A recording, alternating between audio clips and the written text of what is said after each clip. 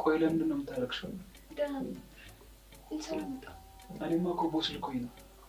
ፈልገው መጀመሪያ አንቺ ለምን እንደምታለቅሽ ንገሪኝ። ደብድቦሽ ነው አይደል?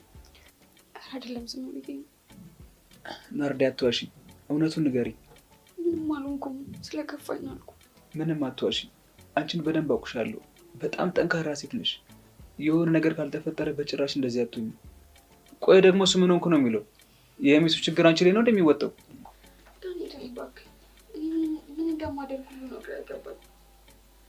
እሱ ገና ለገና ከሚስቱ ጋር ፍቅር ውስጥ ገብቶ የእህቴን ህይወት እያበላሸ ነው እና ይህ እንዲያቆም ስነግረው ደበደበኝ። ደበደበኝ? እሺ ቆይ እኔ ምን ላድርግ? እኔ እህቴን እወዳታለሁ፣ እሷ ደግሞ አይኗ ታውሯል፣ አትሰማኝም። ናርዲዬ ቆይ እኔ ምን ላንገዝሽ? እንደዚህ በጭራሽ መቀጠል የለበትም።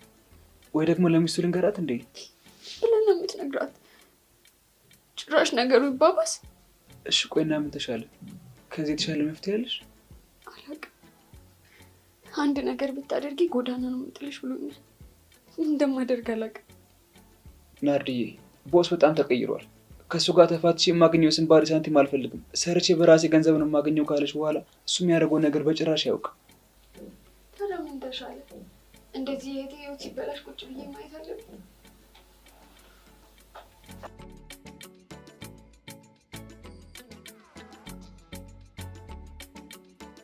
አንተ እዚህ ምን ትሰራለህ? አይ እየፈለገችኝ ነው። ና እሺ ውጣ፣ ውጭ ጠብቀኝ።